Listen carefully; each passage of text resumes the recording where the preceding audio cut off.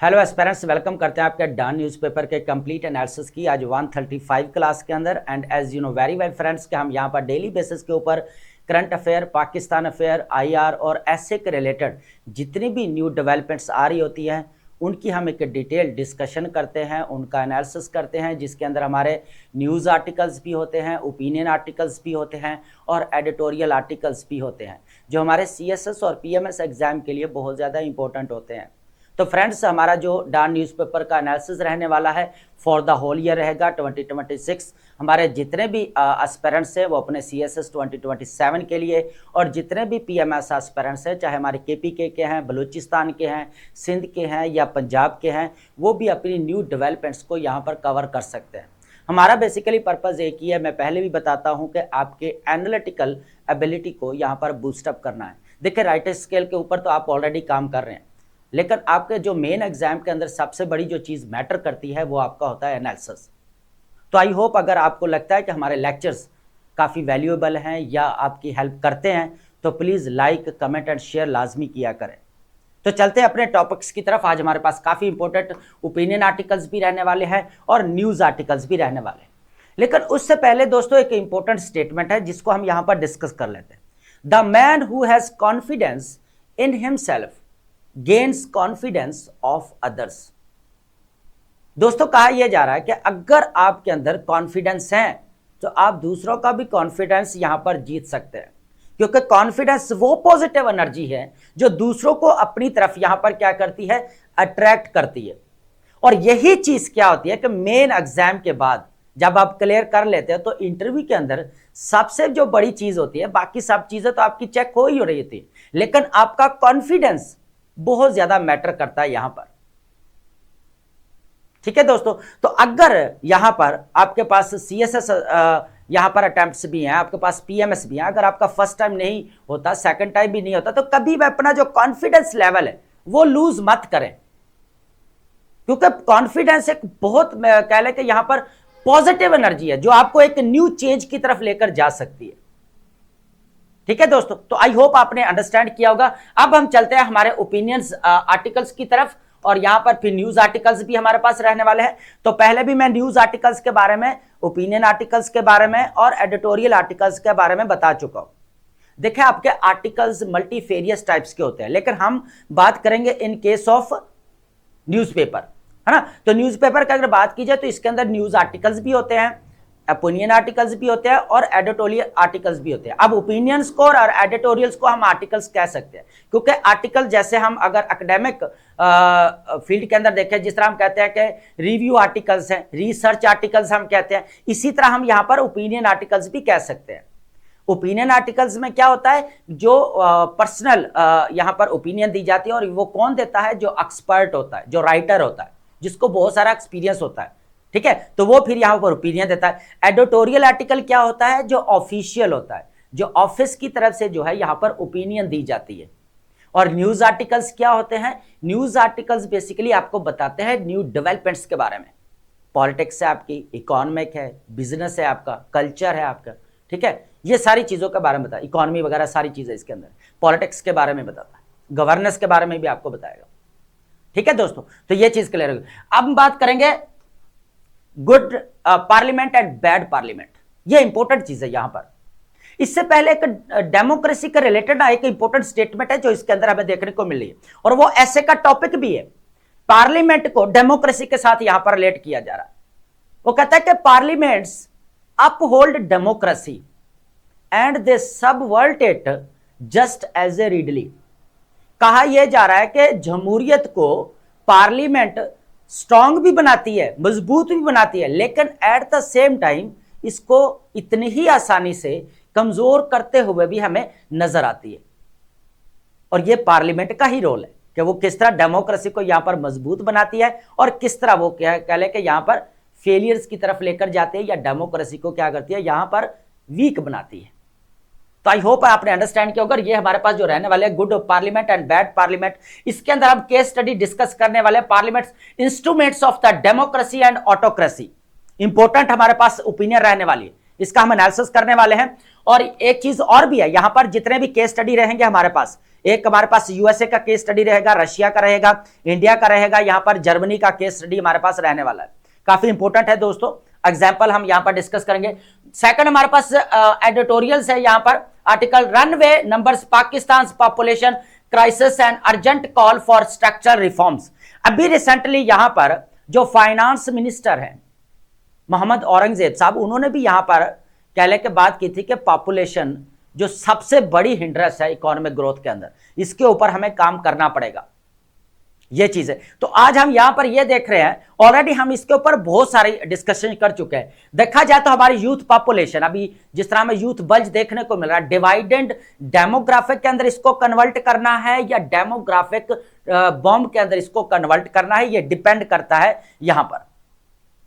ठीक है दोस्तों, थर्ड हमारे पास है यहां पर Pakistan was to boost Australia ties curb illegal travel, Pakistan Australia bilateral relations हमें देखने को मिल रहे हैं, यह काफी इंपॉर्टेंट है। यहां पर prime minister of Pakistan Shahbaz Sharif साहब 2 डे का यहां पर विजिट है वीना के अंदर, और यहां पर जो चांसलर है हमें नजर आते हैं, उनके साथ भी क्रिश्चियन बेसी वो है, नेम है उनका, पूरा नेम आगे डिस्कस कर लेते हैं, लेकिन वो चांसलर वही है, उनके साथ यहाँ पर मीटिंग होती है। यहाँ पर कह लें कि आफ्टर 1992 के बाद जो है हमें यहाँ पर बायलैटरल रिलेशंस देखने को मिल रहे हैं, इंपॉर्टेंट चीज है। फोर्थ नंबर पर हमारे पास है यहाँ पर मर्ज, हमें जो यहाँ पर अब ये मर्ज मिरस बेसिकली है, फ्रेडरिक मिरस, ये क्या है, जर्मनी के वाइस चांसलर है, urges USA to repair revive trust with Europe, trans Atlantic relations at cross road. यह काफी इंपॉर्टेंट है क्योंकि यहां पर जो हमें स्टेटमेंट्स देखने को मिली, जिस तरह यूरोपियन कंट्रीज और यूएसए के दरमियान में हमें टसल देखने को मिला, वजह क्या थी? सबसे पहले अगर देखा जाए तो यूएसए की national security strategy policy, America first, make America great again, regional expansion, new era of protectionism. उसके बाद हमें यहां पर क्या देखने को मिला, रीजनल हेजमनी हमें देखने को मिली, और उसके बाद डॉनरो डॉक्ट्रिन सबसे ज्यादा जो इंपॉर्टेंट हमें नजर आती है, जो मोनरो डॉक्ट्रिन से यहां पर कन्वर्ट होते हुए हमें नजर आ रही है। अब ये वो चीजें हैं जो यहां पर ऐड नहीं की गई, लेकिन आपको बता रहे हैं क्लियर करने के लिए कि असल टसल या ट्रांस अटलांटिक जो रिलेशंस हमें 1 ईयर से यहां पर कहने के एट द क्रॉस रोड नजर आ रहे हैं, वो क्यों आ रहे हैं, है ना। ये वो चीजें होती है फिर हमें यहां पर ऐड करनी पड़ती है। हालांकि हम नाम भी बताएं तो हम आगे बता के आगे जा सकते हैं, लेकिन साथ साथ चीजों को क्लियर करना जरूरी है ताकि आपकी याद दहानी बेहतर हो सके। ठीक है, आपके भी चीजें यहां पर रिवाइज होती रहे ताकि आप चीजों को आगे नेक्स्ट जो डेवलपमेंट हो रही होती है उनके साथ आप क्या कर सके, यहां पर कनेक्ट कर सकते हैं। बेसिकली ये चीज है यहां पर। ठीक है दोस्तों, तो यहां पर जो स्टेटमेंट्स है, एक तो मार्क रूबियो की स्टेटमेंट्स इंपॉर्टेंट है, उसके बाद हमें मेरे जो नजर आते हैं वाइस चांसलर जर्मनी के, उनकी स्टेटमेंट्स इंपॉर्टेंट है। ठीक है दोस्तों, तो उसके बाद हमारे पास रहेगी वोकैब, और वोकैब को हम लाजमी लास्ट में डिस्कस करते हैं, और ये आपके राइटिंग स्किल के अंदर बहुत ज्यादा। सिनोनिम्स और एंटोनिम्स को दोस्तों एक साइड पर रखें प्लीज, सबसे पहले अपनी राइटिंग स्किल के अंदर वोकैब की वेरिएशन लेकर आए। अब जितनी ज्यादा वेरिएशन लेकर आएंगे वोकैब की, उतना ही ज्यादा आपका डिस्कोर्स ठीक होगा, आपका एक्सप्रेशन ठीक होगा, आपको जो रेपिटेशन वाला मसला है ना आइडियाज का और वोकैब का, वो भी ठीक हो जाएगा। यहां पर जब आपके पास बहुत सारी कह ले पूरा बैंक भरा पड़ा होगा ना वोकैब का, तो फिर आप इजीली जो है किसी भी टॉपिक के रिलेटेड जॉर्गन्स टर्मिनोलॉजीज को उठा कर जो है कनेक्ट कर करके जो रेलिवेंट है वो यूज करते जाएंगे, क्योंकि आपके जो है वोकैब का अंबार लगा हुआ पीछे, आपके लिए चीजों को टैकल करना इजी हो जाएगा, आप वेरिएशन लेकर आ सकते हैं। ठीक है दोस्तों, तो चलते हैं अपने सबसे पहले ओपिनियंस की तरफ। यहां पर good parliament and bad parliament, comparative parliamentary system यहां पर देखने वाले हैं दोस्तों, कंपैरेटिव पार्लियामेंट्री सिस्टम। ठीक है, good parliament and bad parliament, इसके अंदर क्या है कि parliaments instrument of the democracy and autocracy. एक तरफ तो हमें यहां पर जो पार्लियामेंट है वो डेमोक्रेसी को मजबूत करते हुए नजर आती है, और दूसरी तरफ जो है हमें यहाँ पर अथॉरिटेरियन रूल को यहाँ पर जो है वो इंपावर करते हुए भी नजर आती है, उनको फेवर करते हुए भी नजर आती है। अब चलते हैं, इसको अंडरस्टैंड करते हैं। Legislative bodies serve contradictory purpose across political system. अब लेजिस्लेटर जितने भी पार्लियामेंट है वो जो है ना एक दूसरे के ब्रक्स काम करती है। मुख्तलिफ है, डिफरेंट है। किस तरह है जी, अपहोल्डिंग डेमोक्रेटिक प्रिंसिपल्स। अब यहां पर एक तो डेमोक्रेटिक प्रिंसिपल्स को फॉलो करते हैं और simultaneously providing mechanism for their subversion. Subversion का मतलब होता है कमजोर कर देना, कमजोरियां भी नजर आती हैं यहां पर, और वो कौन का, उसके पीछे किसका आता है, पार्लियामेंटेरियन का। ठीक है, तो from the America Congress to Russia Duma. अब डोमा क्या हमारे पास नजर आती है, बेसिकली है पार्लियामेंट की बात की जा रही है यहां पर, व्हाइट हाउस जो रशिया का। फ्रॉम नाजी गवर्नमेंट रैकस्टैग, उसके बाद हमारे पास यहां पर contemporary India's Lok Sabha parliaments functions as a both guardians and grave diggers of the representative governance. अब हम देखते हैं कि इसके केसेस कहां कहां पे हमें डेमोक्रेटिक फंक्शंस नजर आया, कहां कहां पे हमें ऑटोक्रेटिक फंक्शन नजर आया, इसको हम यहां पर डिस्कस करने वाले, काफी इंटरेस्टिंग है हमारे पास।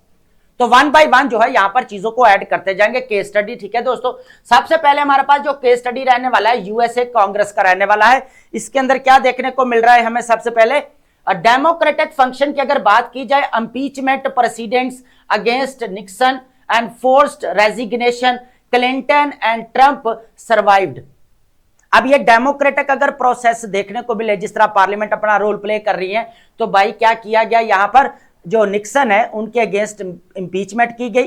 ठीक है, जो हम यहां पर नो कॉन्फिडेंस वोट बोलते हैं, गिराया जाता है, यहां पर टॉपल किया जाता है लीडर को। ठीक है, तो यहां पर क्या हुआ, निक्सन को उठाकर जो है बाहर फेंक दिया, इसको मजबूर कर दिया कि भाई रेजिग्नेशन दो, तो फिर इसको यहां पर देना पड़े। और यही फिर डेमोक्रेटिक फंक्शन हमें देखने को मिला क्लिंटन के बारे में, क्लिंटन के के अगेंस्ट, और उसके बाद यहां पर ट्रंप के। ठीक है, तो इन दोनों के अगेंस्ट भी इंपीचमेंट हुई, लेकिन ये लोग अपना जो है यहां पर बच निकले। ठीक है, किसी ने भी किसी तरह। ठीक है, उसके बाद ऑटोक्रेटिक इसमें फंक्शन क्या था वो देखते हैं। Undermine the President Obama by granting Netanyahu standing ovation, mocking executive foreign policy opposition. अब क्या होता है कि जो बराक ओबामा है, उन्होंने क्या किया कि बेंजामिन नेतन्याहू का बेसिकली बैठे हुए थे, वो जब आए तो उठकर मिले हैं, तो जिसकी वजह से इनको यहां पर क्रिटिसाइज किया गया कि इतना फेयर है क्या यहां पर इजराइल का, या जो उठकर यहां पर मिलने की जरूरत पड़ी है। इस तरह यह काफी चीजें यहां पर बताएगी उस वक्त। ठीक है, की डायनामिक्स की बात की जाए तो legislative independence can both check, executive overreach भी चेक कर रही होती है, उसके बाद सबोतैश लेजिटिमेट प्रेसिडेंशियल अथॉरिटी, और एक तरफ हमें यहां पर प्रेसिडेंशियल अथॉरिटी को भी सबोतैश करते हुए नजर आ रही होती है। ठीक है दोस्तों, सेकंड हमारे पास केस स्टडी है यहां पर Russian Duma. Russian Duma democratic function, impeached disputed president Boris Yeltsin for constitutional violation. यहां पर क्या होता है कि बोरिस याल्त्सन जो हमें नजर आते हैं, ये अब बात कर रहे हैं हम यहां पर जब यूएसएसआर यहां पर ब्रेक होता है, उसके बाद 1991 के बाद की बात है। ठीक है, अब क्या होता है कि जो प्रेसिडेंट बोरिस याल्त्सन है, अब ये चीजें वहां पर ऐड नहीं है, ये इतनी है, लेकिन थोड़ी ऐड कर दूं ताकि आपको क्लियर हो जाए। क्या हुआ कि इन्होंने कॉन्स्टिट्यूशनल यहां पर वायलेशन की, और इसके अगेंस्ट यहां पर अपीचमेंट होती है, और अपीचमेंट जो है इसको उठाकर बाहर निकाल दिया जाता है। लेकिन ये क्या, ये तो हुआ अब डेमोक्रेटिक फंक्शन, लेकिन ऑटोक्रेटिक फंक्शन क्या नजर आया, ये जब क्या करते हैं कि attacked with tanks by Yeltsin who retained military backing despite lacking parliamentary legitimacy. Are you getting my point? फिर ये क्या होता है, ये ऑर्डर देते हैं यहां पर मिलिट्री को, 1993 की बात है, कब की बात है, बेसिकली 1993 के बात है यहां पर, कि ये क्या करता है, व्हाइट हाउस के ऊपर जो रशिया का पार्लियामेंट है उसके ऊपर, बिल्डिंग के ऊपर हमला करवा देते हैं, अटैक करवा देते हैं, और ये काफी सीरियस इश्यू बन चुका था। आप केस स्टडी जाकर पढ़ सकते हैं 1993 के अंदर क्या हुआ यहां पर। और बोरिस याल्त्सन ने बेसिक यहां पर हुक्म दिया था कि इसके ऊपर अटैक कर दिया जाए। तो ये हमें नजर आता है यहां पर ऑटोक्रेटिक फंक्शन। की डायनामिक की बात करें, western Capitals uploaded violent assault on the elected deputies. यहां पर फिर जितने भी वेस्टर्न कैपिटल्स हमें देखने को मिलते हैं, यहां पर बात की जा रही है वेस्टर्न कंट्रीज की, मगरबी दुनिया की, uploaded violent assault on elected deputies, क्योंकि इलेक्टेड डेप्यूटीज यहां पर जो अटैक किया गया यहां पर डोमा के अंदर, जो पार्लियामेंट्री यहां पर लेजिटिमेसी के ऊपर, तो इनको यहां पर जो है वो बताया गया इनके बारे में, exposing selective application of the democratic principles. तो एक चीज तो हमारे पास ये है। थर्ड केस स्टडी हमारे पास क्या रहने वाला है यहां पर, नाजी रेक्सटैग। अब रेक्सटैग यहां पर देखेंगे, ठीक है, डेमोक्रेटिक फंक्शन क्या हुआ, हमें यहां पर फैक्ट देखने को मिला, maintained appearance of the legislative deliberation will systematically dismantling checks on the executive power. एक तरफ तो हमें यहां पर एग्जेक्टिव पावर के ऊपर चेक जो है वो नजर आता है लगता हुआ, उसको यहां पर क्या किया है, डिसमेंटल करते हुए भी हमें नजर आ रहा है। लेकिन इसका असल जो यहां पर केस स्टडी है ना, autocratic reality, speaker Hermann Goring orchestrated passage of the 1933 enabling act. Enabling act का मतलब यह था कि यहां पर बेतहाशा अनलिमिटेड पावर्स जो है यहां पर हिटलर को सौंप दी गई थी, जो कि यहां पर पार्लियामेंट नहीं चाहती थी कि यहां पर सौंपी जाए, जो प्रेसिडेंट थे जर्मनी के, ठीक है, उन्होंने अपना यहां पर प्रेसिडेंट यहां पर हिंडनबर्ग, उस वक्त प्रेसिडेंट कौन थे, हिंडनबर्ग ने अपना बंदा भेजा, भाई यहां पर पूरी रैक स्टैक जो पार्लियामेंट है इसको यहां पर क्या किया जाए, डिसॉल्व कर दिया जाए। लेकिन जो यहां पर हरमन गोर्ंग नजर आते हैं, जो स्पीकर थे यहां पर पार्लियामेंट के, उन्होंने क्या कहा यहां पर कि अभी तक जो है वसूली रिसीव ही नहीं किया, जो पैगाम भेजा ना यहां पर प्रेसिडेंट हिंडनबर्ग, डेजोलेशन कर दिया जाए यहां पर रैक, उन्होंने यहां पर उसको रिसीव नहीं किया। जब यहां पर इनएबलिंग एक्ट यहां पर पास कर लिया गया, पावर्स जो है यहां पर हिटलर को दे दी गई, क्योंकि यहां पर हरमन गोर्ंग फुली सपोर्ट कर रहा था यहां पर हिटलर को, तो फिर बाद में जो है यहां पर प्रेसिडेंट हिंडनबर्ग का जो बंदा भेजा गया था, जो पैगाम भेजा गया, उसको बाद में रीड किया गया और यह कहा गया यहां पर कि हमें यहां पर पैगाम जो है वो टाइमली रिसीव नहीं हुआ, यह बात की जा रही है यहां पर। ठीक है दोस्तों, अब बात करेंगे इंडिया लोकसभा की, बात करेंगे करंट डेमोक्रेटिक क्लेम्स की बात करेंगे तो लार्जेस्ट इलेक्टोरल हमें डेमोक्रेसी नजर आती है, रबस्ट ओपोजिशन प्रेजेंस भी बहुत ज्यादा हमें देखने को मिलती है। लेकिन ऑटोक्रेटिक प्रैक्टिस की बात करेंगे, speaker Om Birla basically RSS के साथ भी इसको लिंक किया जाए, ये राजस्थान जो कोटा है वहां पर ये कॉन्स्टिट्यूएंसी है, उसके जो है यहां पर क्या है स्पीकर हमें नजर आते हैं। ठीक है, ऑपोजिशन क्या करिए, बेसिकली ऑपोजिशन इनका अगेंस्ट नो कॉन्फिडेंस वोट यहां पर जमा करवाया कि यहां पर इनको टॉपल किया जाए, निकाला जाए ओम बिरला को यहां पर। ठीक है, अब ओम बिरला का अगर देखा जाए तो इनका पॉलिटिकल कैरियर काफी अच्छा है ये पॉलिटिक्स में, लेकिन यहां पर जो है इन्होंने क्या किया कि कुछ एमपीज की जो मेंबरशिप है उसको यहां पर सस्पेंड करते हुए नजर आए, जिसके अंदर सबसे ज्यादा जो थे वो कांग्रेस के। अब कांग्रेस को कौन यहां पर लीड करते हुए नजर आ रहा है, राहुल गांधी। तो इसी चीज ने फिर क्या किया, इन्होंने नो कॉन्फिडेंस, फिर इनको यहां पर पार्लियामेंट के अंदर बोलने भी नहीं दिया गया, ये भी इशू रहा। ठीक है, तो इन्होंने क्या किया, नो कॉन्फिडेंस इनके वोट अगेंस्ट जो है यहां पर डाल दिया। की dynamic censorship of army chief Naravane. अब नरवैन की जो बुक है यहां पर वो इंडिया के अंदर बैन है, जो अभी 2024 के अंदर यहां पर है, 4 स्टार्स ऑफ डेस्टिनी। अब ये बुक पढ़ें आपको पता चलेगा यहां पर, काफी इंपॉर्टेंट, लेकिन ये इंडिया के अंदर अभी इसको जो है यहां पर हमें नजर नहीं आते। ठीक है, लेकिन यहां पर इनका हवाला दिया गया कि नॉन एग्जिस्टेंट, ऐसी कोई बुक जो है यहां पर नहीं पाई जाती। हालांकि राहुल गांधी उसको हवा में यहां पर कागज को लहराते हुए भी नजर आए। ठीक है, यह चीज भी है, लेकिन इस चीज को यहां पर हालांकि क्या हुआ, Gandhi display physical copy and Delhi police file FIR on ghost book यहां पर। ठीक है, उसके बाद यहां पर क्या होता है, इंडियन पार्लियामेंट हिस्टोरिकल अगर देखा जाए, अब फिरोज गांधी हमें जो नजर आते हैं यहां पर exposed massive financial scandal challenging father in law prime minister, उसका जो नेहरू लाल थे उनको चैलेंज किया गया, लेकिन ministers resigned following parliamentary scrutiny.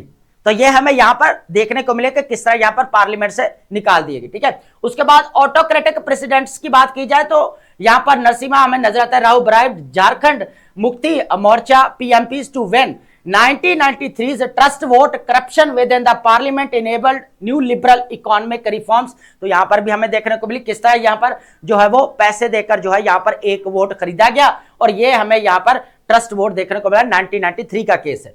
उसके बाद सप्रेशन की बात की जाए तो पीएम वाजपेयी जो है मैं नजर आते हैं, उनका सबसे बड़ा यहां पर कांड क्या नजर आया, यहां पर उन्होंने जो डिस्कस किया गया कि भाई उन्होंने कारगिल वॉर को जो है यहां पर 1999 के अंदर कारगिल वॉर को पार्लियामेंट के अंदर अपर हाउस के अंदर डिस्कस ही नहीं किया, डिबेट ही नहीं की, है ना, इसके ऊपर Vajpayee refuse to summon the upper house to discuss 99 Kargil war after a losing confidence vote. हालांकि वो लोकसभा के अंदर क्या थे, बेसिकली नो कॉन्फिडेंस वोट उनके पास अगेंस्ट पास हो चुका था। तो यह चीज हमें यहां पर देखने को मिल रही है। ठीक है दोस्तों, अब बात कर लें कि यहां पर parliaments uphold democracy and they subvert it just as a readily.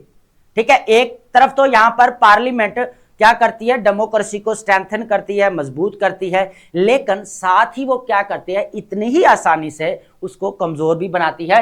सब वर्ल्ड का मतलब क्या होता है, कमजोर बनाना, वीक बनाना, फ्रेजल बनाना, फ्राइल बनाना। ठीक है दोस्तों, अब चलते हैं, हमारे पास नेक्स्ट रहेगा रनवे नंबर्स। रनवे नंबर्स को देखते हैं कि भाई पॉपुलेशन की बात कर रहे हैं, आपके नंबर बढ़ रहे हैं पॉपुलेशन के अंदर, इस चीज को यहां पर डिस्कस करते हैं।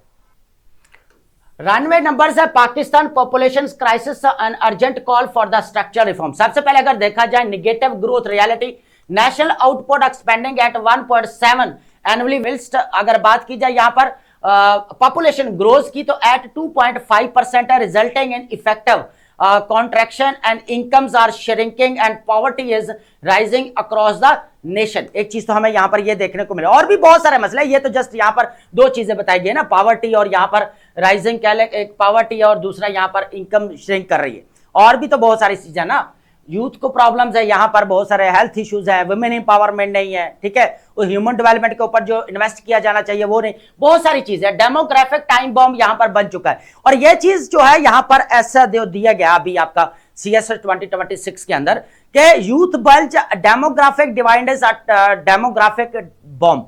तो यहां पर जो स्टांस लेना चाहिए वो डेमोग्राफिक डिवाइडेंस का लेना चाहिए, ये एक पॉजिटिव साइन है, क्योंकि जिस तरह पाकिस्तान के अंदर यूथ बल्ज है उसको बोझ मत समझे, ठीक है, उसको क्या यहां पर लेना चाहिए, बल्कि हमें पॉजिटिव लेना चाहिए कि डेमोग्राफिक डिवाइडेंस के अंदर बेसिकली किस तरह कन्वर्ट किया जा सकता है। डेमोग्राफिक डिवाइडेंस होता क्या है, बेसिकली वो होता है कि जहां पर आपके काम करने वाले लोगों की तादाद बढ़ जाए जो आपकी इकोनॉमिक ग्रोथ के अंदर हेल्प करते हो, और वही चीज हमें देखने को मिल रही है पाकिस्तान के अंदर।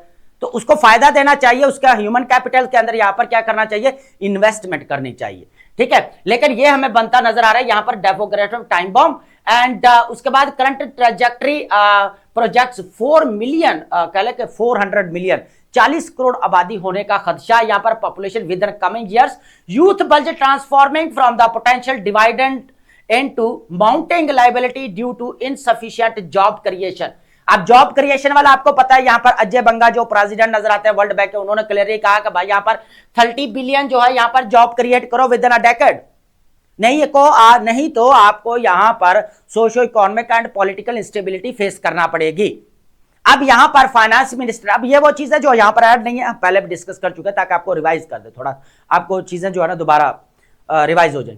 अब यहां पर जो फाइनेंस मिनिस्टर है मोहम्मद औरंगजेब साहब, वो कहते हैं कि भाई यहां पर पॉपुलेशन आपकी बढ़ती जा रही है, अब हम इतनी जॉब कहां से दें, और सही बात भी है, गवर्नमेंट इतनी जॉब्स यहां पर प्रोवाइड नहीं कर सकते। आप भी रियलिस्टिक अप्रोच के साथ सोचे ना यार, है नहीं है ना, इतनी जॉब नहीं क्रिएट की जा सकती, नहीं दी जा सकती, यहां पर प्राइवेट सेक्टर्स को अपना रोल प्ले करना पड़ेगा। लेकिन प्राइवेट सेक्टर्स को जो हिंड्रेंस का सामना है, जो रुकावटें हैं, उनको भी तो कर्टेल करना किसकी रिस्पॉन्सिबिलिटी है, यहां पर गवर्नमेंट की, उसको यहां पर कर्टेल किया जाए ताकि यूथ बल्ज को डेमोग्राफिक डिवाइडेंस के अंदर यहां पर कन्वर्ट किया जा सके, जॉब क्रिएशन हो सके यहां पर, ठीक है दोस्तों। उसके बाद है अनएम्प्लॉयमेंट क्राइसिस की बात की जाए, festering joblessness among the youth from highly educated, completely unskilled, rapidly expanding labor force without adequate employment opportunities, intensifying socio-economic strains। ठीक है, अब यहां पर जो बांग्लादेश का केस स्टडी है उसको ऐड करेंगे, और बाद में हम देखने वाले हैं कि क्रिटिकल रिफॉर्म्स जो हमें यहां पर देखने को मिल रहे हैं वो भी हम देखेंगे कि क्या हो सकते हैं, क्या पॉसिबिलिटीज निकल सकती हैं, ठीक है। बांग्लादेश केस स्टडी की बात करेंगे, sharp fertility reduction over 3 decades, 30 सालों में भाई उन्होंने बहुत काम किया करप्शन को, अगर देखा जाए ना यहाँ पर पॉपुलेशन पे, तो ऑलमोस्ट अभी 70 to 73 मिलियन हमें लोग नजर आते हैं, इतना उन्होंने यहाँ पर काम किया, और लोगों को पॉवर्टी से भी निकाला है। हमारा तो उल्टा जो है ना, यहाँ पर बैकवर्ड एरिया देख ले, मार्जिनलाइज्ड एरिया देख ले, अभी भी यहाँ पर क्या है, ह्यूमन डेवलपमेंट वहां पर नहीं हो रही, बहुत सारे बेसिक जो इश्यूज का सामना करना पड़ा। Through sustain investment and female education, community health service, family planning, outreach, demographic transition complemented export lead growth and lifting millions from the people। कहा यह जा रहा, हम क्या करते हैं, ये तो उन्होंने किया ना, इतनी इन्वेस्टमेंट की, वुमेन एजुकेशन के ऊपर काम किया, फैमिली प्लानिंग के ऊपर किया, और ट्राम जितने भी डेमोग्राफिक ट्रांजिशन के यहाँ पर कॉम्प्लीमेंट किस में कन्वर्ट किया, बेसिकली एक्सपोर्ट लीड ग्रोथ के अंदर उसको कन्वर्ट किया। अब दो चीजें, अब हो कह रहा है कि हम क्लाइमेट चेंज को एज ए अपनी वीकनेस समझते हैं, हमें इसके ऊपर इन्वेस्ट करना पड़ता है, लेकिन दोस्तों क्लाइमेट चेंज को as a economic tool use किया जा रहा है। आप चाइना को देख ले, क्लीन एनर्जी की बात करता है, ग्रीन एनर्जी की बात करता है, भाई उसके पास प्रोडक्शन है, उसके पीछे क्रिटिकल मिनरल्स है, उसको पता है कि अगर मैं क्लीन एनर्जी ग्रीन एनर्जी का नारा लगाऊंगा तो मेरी प्रोडक्शन सबसे ज्यादा है, मेरा माल बिकेगा यहां पर, ठीक है। इससे क्या होगी, वो उल्टा क्लाइमेट चेंज से फायदा उठा रहे हैं कि ऐसा इश्यू हो ताकि हम यहां पर अपनी क्लीन एनर्जी और ग्रीन एनर्जी को बढ़ाएं। और हम यहां पर क्या है कि पाकिस्तान इसके मसला समझ रहा है कि यहां पर क्लाइमेट चेंज हमारे लिए बहुत बड़ा मसला है, हमारी एक वीकनेस है। नहीं, इसी तरह यहां पर यह चीज नजर आ रही है, जो पॉपुलेशन है वो हमारी यहां पर जो वीकनेस समझी जा रही है उसको यहां पर फायदा उठाना चाहिए। अब जापान के अंदर देख ले, लोग आपके एजेड हो रहे हैं, बूढ़े हो रहे हैं, उधर उनको यंग लोगों की जरूरत है वहां पर, तो यंग पीपल जो है ना कह ले के बहुत ज्यादा है पाकिस्तान के अंदर, तो डेमोग्राफिक डिवाइडेंस से फायदा उठाना चाहिए, ठीक है दोस्तों। तो ये चीज यहां पर बेसिकली बात की जा रही है। पाकिस्तान पॉलिसी ड्रिफ्ट की बात की जाए तो हमेशा population management treated as a peripheral social concern rather than central economic priority and absence of the coordinated federal provincial strategy and political consensus hampered by ideological and religious positions, ठीक है। अब वही चीजें आप सारी आपको पता ही हैं जो हमने पहले भी डिस्कस की हुई हैं, ठीक है, अभी भी बता दिया आपको। अब बात करते हैं यहाँ पर क्रिटिकल रिफॉर्म्स की बात करेंगे, यहाँ पर इंपेरेटिव कौन कौन से पॉइंट्स है, 6 पॉइंट्स हमारे पास रहेंगे, इंपॉर्टेंट है दोस्तों, इसको लाजमी आपने नोट डाउन करना है, ठीक है, याद कर लें। रिवाइव फैमिली प्लानिंग प्रोग्राम्स, ठीक है, restore and expand community based services with comprehensive outreach, ठीक है। सेकंड हमारे पास क्या है, empower women, investment in women education, economic participation, female education, women as a demographic levels, ठीक है। उसके बाद हम बात करेंगे align federal provincial strategies, coordinate policies across governance levels for unified implementations, ठीक है। उसके बाद है यहाँ पर build political consensus, transcend ideological divisions to establish population policy as a national priority. ये इंपॉर्टेंट चीज है, सबसे ज्यादा पॉपुलेशन जो पॉलिसी है वो नेशनल प्रायोरिटी होनी चाहिए, उससे फायदा उठाना चाहिए। अगर पॉपुलेशन है तो इसको हमें यहाँ पर इससे फायदा उठाना चाहिए, ना कि एक अपना बोझ समझना चाहिए, जिस तरह हम क्लाइमेट चेंज को यहाँ पर बोझ समझ रहे हैं। यही चीज हम यहां पर डिस्कस कर रहे हैं, ठीक है। ये वो चीज थी यहां पर जो बताना जरूरत है, हालांकि ये वो चीज थी इसके अंदर नहीं है, ठीक है, क्लियर करनी पड़ेगी आपको, यहां पर बतानी पड़ती है। Population management, moderate growth through comprehensive family planning, education, women's empowerment initiatives. उसके बाद है structural economic reforms, enhance competitiveness, expand exports, improve productivity and strengthen institutional capacity. तो कैपेसिटी बिल्डिंग के ऊपर भी काफी काम करना पड़ेगा, ये भी एक इंपॉर्टेंट चीज है। तो हमारे पास कितने पॉइंट्स हैं, यहाँ पर 6 पॉइंट है, इनको आपने लाजमी नोट डाउन करना है, ठीक है। ये क्रिटिकल रिफॉर्म्स इंपेरेटिव है हमारे पास। अब बात करेंगे यहाँ पर पाकिस्तान और ऑस्ट्रेलिया के दरमियान में अब जो हमें बाइलैटरल रिलेशंस देखने को मिल रहे हैं, ठीक है दोस्तों। पाकिस्तान और Australia bilateral relation strengthen ties after 3 decades, 30 सालों के बाद 1992 के अंदर फर्स्ट इनका विजिट होता है यहाँ पर, फर्स्ट प्राइम मिनिस्टर का हमारी तरफ से। In historic diplomatic engagement, Pakistani prime minister Shahbaz Sharif साहब visited Vienna on 15 to 16 February हमें नजर आते हैं 2026, and the first visit by the Pakistani Prime Minister to Australia since 1992. This milestone coincided with 70th anniversary of the diplomatic relations between two nations, ठीक है। सबसे पहले इनके दरमियान में डिस्कशंस क्या हुई है, 1 by 1 चीजों को ऐड करते जाएंगे, पूरी डिटेल्स यहां पर है इसके अंदर। इकोनॉमिक कॉपरेशन है, agreements on the reached on trade, investment, mining, minerals and renewable energy sectors. इसके ऊपर है ह्यूमन कैपिटल डेवलपमेंट की यहां पर बात की गई, जो काफी इंपॉर्टेंट है। Focus on education, IT training, health care, skilled labour, mobility programmes and tourism hospitality की बात की जाए तो collaborative framework established to enhance bilateral tourism and hospitality industries, ठीक है। एक चीज तो ये है। अब बात करेंगे की कमिटमेंट्स एंड आउटकम्स की बात करेंगे। यहां पर prime minister Shahbaz Sharif and Australian chancellor हमें जो नजर आते हैं यहाँ पर, क्रिस्टन स्टॉकर इनका नाम है, जो मैं अकेला क्रिस्टन बोल रहा था, क्रिस्टन स्टॉकर है पूरा नाम इनका। Held both restricted and delegation level talks at federal chancellery, the leaders committed to finalising multiple memorandums of understanding across the diverse sectors. Youth and technology सबसे इंपॉर्टेंट रहा है, with 60% of the Pakistan population being young people, both nations recognize the need for the modern training in artificial intelligence, information technology and digital skill development. उसके बाद हमारे पास यहाँ पर Pakistan Australia business forums, Australia business invited to participate in European Pakistan business forums scheduled for April 2024 in Islamabad के अंदर। उसके बाद G2G and G2G government to business, यहां पर G2G का मतलब होता है गवर्नमेंट टू गवर्नमेंट, उसके बाद government to business and business to business engagement platforms to be expanded, ये चीज है। अब बात करेंगे इमिग्रेशन और लेबर मोबिलिटी वाला इंपॉर्टेंट है यहां पर हमारे पास, क्योंकि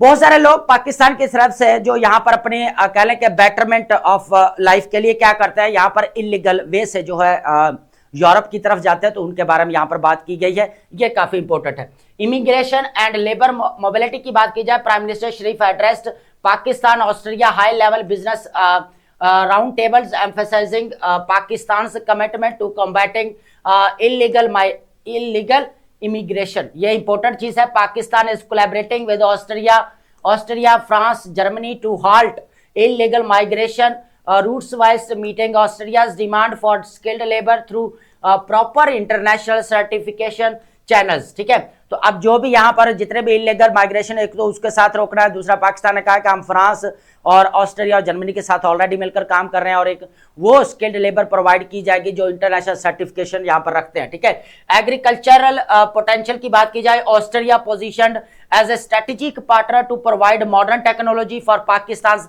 agriculture sector, particularly in citrus processing and marmalade production and juice exports. ठीक है, उसके बाद है ग्लोबल कोऑपरेशन की बात की जाए, both leaders are firm to United Nations central role in addressing the peace, security and sustainable development, climate action and human rights protection. ये 5 चीजों के बारे में इन्होंने डिस्कशन की है कि किस तरह जो है वो हमें यूएनओ ने जो है वो रोल प्ले कर रही है, अपना पीस के अंदर रोल प्ले कर रही है, security, sustainable development, climate actions के अंदर और ह्यूमन राइट्स यहाँ पर प्रोटेक्शन के अंदर अपना रोल प्ले कर रही है, जो कि कभी कभी नजर नहीं भी आ रही, आपको भी पता, वो एक अलग क्रिटिसिज्म है। ठीक है, उसको हम ऐड नहीं करेंगे। ठीक है, अब चलते हैं हमारे जो नेक्स्ट न्यूज आर्टिकल रहने वाला है, काफी इंपॉर्टेंट है। यहाँ पर बेसिकली जो अब हम इतने दिनों से बार बार बात कर रहे हैं, आपका जो है रूल बेस्ड ऑर्डर यहाँ पर डिफंक्ट हो रहा है, रूल बेस्ड ऑर्डर आपका एंड हो रहा है। अब यहाँ पर देखें कि दोबारा जो है हमें रिव्यू होता हुआ नजर आ रहा है, दोबारा रिवाइव होता हुआ नजर आ रहा है, सॉरी। ठीक है, तो अब क्या हो रहा है कि मार्क रूबियो की स्टेटमेंट से इंपॉर्टेंट है, उसको भी देखेंगे, और यहाँ पर जो वाइस चांसलर है उनकी भी, यहाँ पर जर्मन वाइस चांसलर, उनकी भी यहाँ पर हम जो है वो कलर के स्टेटमेंट्स को ऐड करेंगे। Trans Atlantic relations at the cross road की पॉइंट्स फ्रॉम म्यूनिख। ठीक है, ये ऑलरेडी मैं पीछे बचा चुका हूँ सारी चीजें आपको अभी के क्या रीजन थी, क्यों यहाँ पर क्रॉस रोड पर है।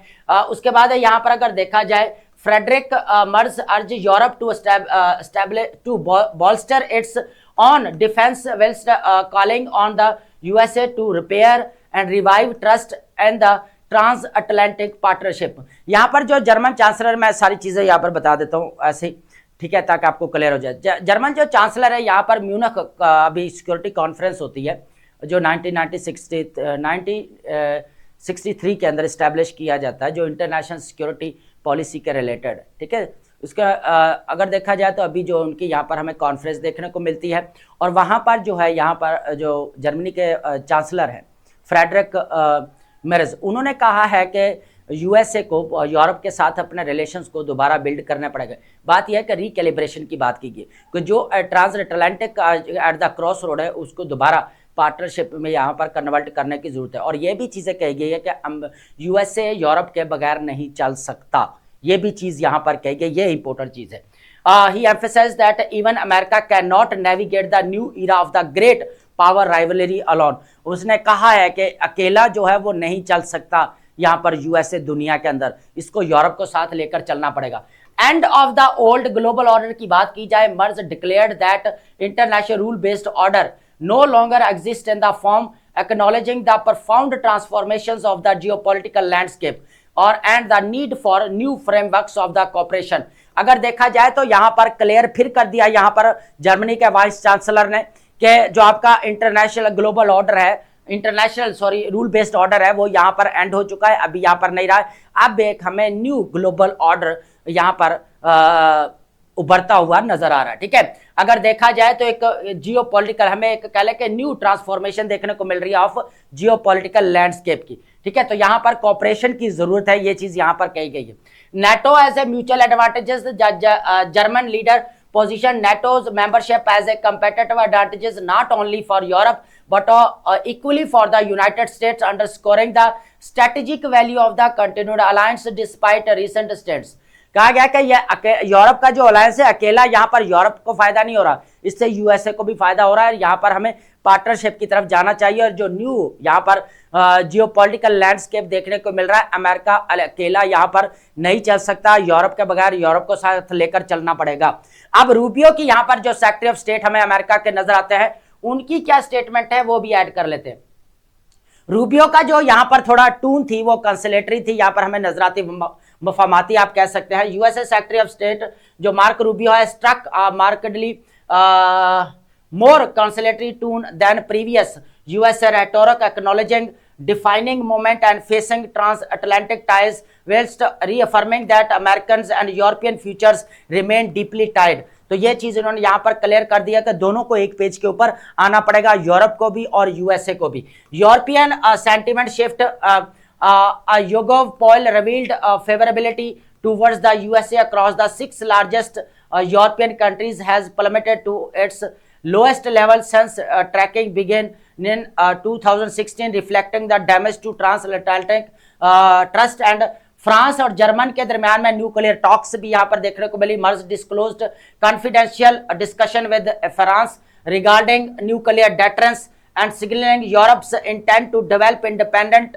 Strategic capabilities will maintain alliance commitments. यहां पर ये तो नजर आता है कि हम अपने डिफेंस सिस्टम को यहां पर स्ट्रॉन्ग करेंगे, लेकिन एट द सेम टाइम हमें यहां पर जो केयर स्टारमर हैं, जो यूके के प्राइम मिनिस्टर हैं, उन्होंने भी अभी कहा है कि हम अपना जो बजट का 3% यहां पर डिफेंस के ऊपर इन्वेस्ट करने जा रहे हैं और ये प्रोसेस अभी चल रहा है और 2029 तक जो इसको यहां पर फुल कंप्लीट किया जाएगा। ये केयर स्टारमर की तरफ से भी हमें स्टेटमेंट देखने को मिलते थे। देखा जाए तो यूरोप पूरा अपने डिफेंस सिस्टम के ऊपर भी फोकस्ड है और उसके साथ साथ वो चाहता है कि यूएसए के साथ दोबारा रिकैलिब्रेशन हो। और secretary of state of USA mark Rubio ने भी यही बात की है कि यूरोप और यहां पर जो है वो कह लें कि जो यूएसए उसको ट्रांस अटलांटिक टाई या रिकैलिब्रेशन दोबारा करनी पड़ेगी। ठीक है दोस्तों, तो अब चलते हैं हमारे नेक्स्ट वोकैब की तरफ। ठीक है दोस्तों, हमारे पास इंपोर्टेंट वोकैब है जिसको हम 1 बाय 1 जो है यहाँ पर डिस्कस करते हैं। सबसे पहले जो हमारे पास वर्ड रहने वाला है प्रीसिंक्ट। प्रीसिंक्ट का मतलब होता है डिफाइंड एरिया और बाउंड्री, डिस्ट्रिक्ट और जोन, एक मखसूस इलाका कह सकते हैं या एक हदूद कह सकते हैं आप। इंसीडियसली का मतलब होता है इन अ ग्रेजुअल हार्मफुल वे, ठीक है, आहिस्ता आहिस्ता नुकसानदेह तरीके से। ठीक है, उसके बाद हम कहते हैं स्टिल्थी या डिसीटफुली कह सकते हैं यहाँ पर। टॉयलिंग का मतलब होता है वर्किंग वेरी हार्ड, बहुत ज्यादा मेहनत करना, जिद्दोजहद करना। लेबरिंग और स्ट्रगलिंग हम कह सकते हैं। इंपोर्टेंट का मतलब होता है पावरलेस और इनअफेक्टिव, बिल्कुल बेअसर होना, जिसके अंदर कोई इफेक्टिवनेस ना होना। ठीक है, पावरलेस कह सकते हैं हम, इनअफेक्टिव कह सकते हैं। फेस्टिंग का मतलब होता है becoming worse over the time, वक्त के साथ साथ क्या होना, तबाही की तरफ जाना। ठीक है, वर्सनिंग या सेपुरेटिंग आप कह सकते हैं। उसके बाद है इवेडेड। इवेडेड का मतलब होता है अवॉइड और एस्केप्ड, बचकर निकल जाना, अवॉइडेड या एस्केप्ड। कॉशर, कॉशर का मतलब होता है प्रॉपर और लिजिटिमेट। ठीक है, बिल्कुल असूलन आप कह सकते हैं यहाँ पर, लिजिटिमेट जायज भी आप कह सकते हैं। फ्लॉन्टिंग का मतलब होता है शोइंग ऑफ प्राउडली, ठीक है, दिखावा करना, शेखी बिगाड़ना। शोइंग ऑफ या पैराडिंग आप कह सकते हैं। अप्लॉज ऑलरेडी आपको पता है, यू नो वेरी वेल के क्लैपिंग करना, तालियां बजाना। स्क्रूपल्स का मतलब होता है मॉरल डाउट्स, एक अखलाकी जो झिझक होती है ना वो नजर आती है। प्रिंसिपल्स को भी कह सकते हैं, असूल्स होते हैं जो क्वाम्स आर प्रिंसिपल्स। टैसिटर्न का मतलब होता है reserved are silent by nature, कुदरती तौर पर यहाँ पर क्या होना, चुप होना। ठीक है, रिजर्व्ड आर रेटिसेंट हम इसको कह सकते हैं। उसके बाद हमारे पास नेक्स्ट वर्ड रहने वाला है सबवर्टिंग। सबवर्टिंग का मतलब होता है अंडरमाइनिंग या वीकनिंग, कमजोर कर देना या किसी को तबाह कर देना। ठीक है, क्या कर देना, अंडरमाइनिंग किसी को तबाह कर देना। अंडरमाइन का मतलब क्या था, तबाह कर देना, तबाही की तरफ ले जाना। या वीकनिंग मतलब मीन्स होता है कमजोर कर देना। अंडरमाइनिंग या सबोतैश कर देना आप ये भी कह सकते हैं। उसके बाद बैकेंड का मतलब है signal to come to closer, किसी को अपने पास बुलाना या इशारा करना, जेस्चर्स या समन आप कह सकते हैं। डिस्पेंसेशन का मतलब होता है स्पेशल परमिशन और एग्जाम्पशन, किसी को खुसूसी रायत देना, ठीक है, मिलना या देना। एग्जाम्पशन या अलाउंस की बात की जाती है। रेमिनेशन का मतलब है डीप थिंकिंग, ठीक है, और रिफ्लेक्शन, बहुत ज्यादा गहराई में जाकर सोचने वाले को बोलते हैं। कंटेम्पलेशन या रिफ्लेक्शन। मैरमेलेड का मतलब होता है माल्टे का जो मरबा होता है ना, उसको बोला जाता है बेसिकली। फ्रूट जैम जो हम यूज करते हैं, प्रिजर्व जैम हम बोलते हैं जो। उसके बाद हमारे पास है स्टॉलमेट, डेडलॉक विद नो प्रोग्रेस, बिल्कुल एक जगह पर जमूद का शिकार हो जाना, रुक जाना, डेडलॉक इम्पास कहते हैं। ड्रैकोनियन का मतलब होता है एक्सट्रीमली हार्श और सिवियर, बहुत ज्यादा सख्त जो कानून होता है उसको बोला जाता है हार्श या सिवियर। ड्रैकोनियन हार्श के मीनिंग में बोला जाता है सख्त होते हैं, और ये बेसिकली लॉ कैसा है, ड्रैकोनियन लॉ बेसिकली बहुत ज्यादा सख्त लॉज या असूल की बात करता है ना। ये आपका ऑलरेडी सीएसएस का जो है एग्जाम के अंदर आ चुका है, सिनोनिम एंटोनिम के।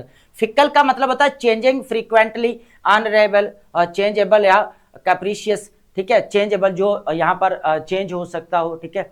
तो आई होप दोस्तों आपने लेक्चर अंडरस्टैंड किया होगा, and thank you so much.